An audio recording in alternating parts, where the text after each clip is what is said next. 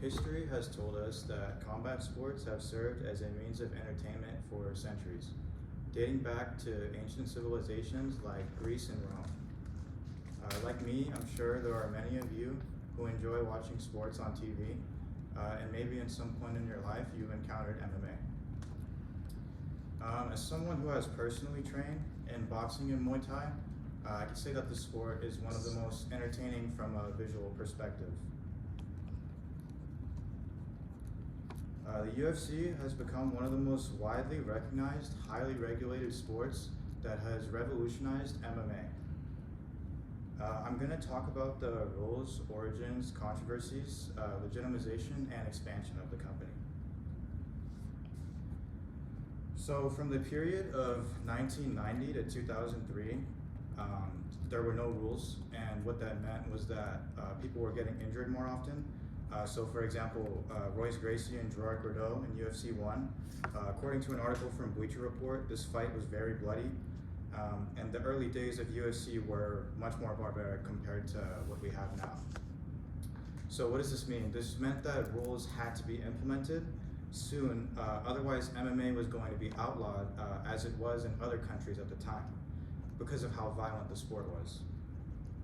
So it was around this time, 2001 specifically, when Dana White quit his job working as a boxing coach in Las Vegas, and he had purchased the UFC with two childhood friends, Frank and Lorenzo Fertitta.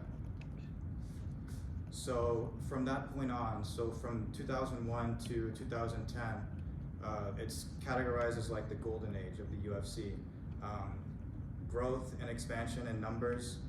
There were a number of big fighters that came into the game. I'll name a few.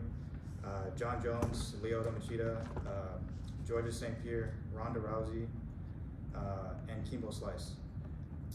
They came along to the sport with full of life personalities. They were able to connect with the fans, and that brought more viewership into the UFC. So weight classes also were introduced in this time. I'll cover them briefly. Welterweight division, lightweight division, middleweight division, featherweight division, bantamweight division, light heavyweight division, heavyweight division. And UFC also became the first MMA organization that began to implement year-round drug testing. According to TMZ, Paul Acosta was tested 36 times, which is the most tested UFC fighter in history. You might be wondering like what this is. The man on top was a UFC fighter. He was a heavyweight fighter, and he lost his job because he tested positive for TRT, testosterone, which is Fox didn't allow it. But the man below him, the current heavyweight champion, John Jones, he tested positive for cocaine metabolites in UFC 200, which was, I believe, in 2016, and he got a 1-year suspension for that. But he's still the champion. But anyways, so now I'll get into the viewership and fan aspect of the UFC in terms of the growth there. So in the 90s, the contract that UFC had was with CBS. Then in the 2000s, it was Fox, and more recently now is ESPN and the subscription channel ESPN Plus.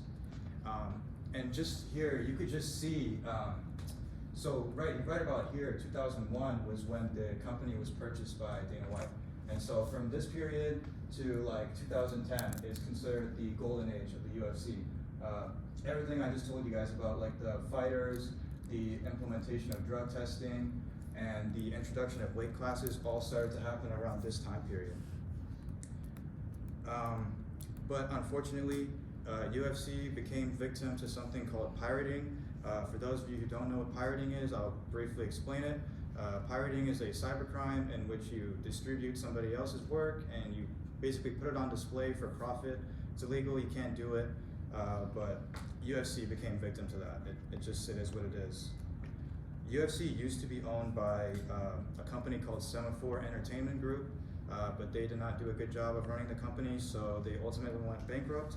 And just going back, see the expansion of the new leadership, just how much it expanded.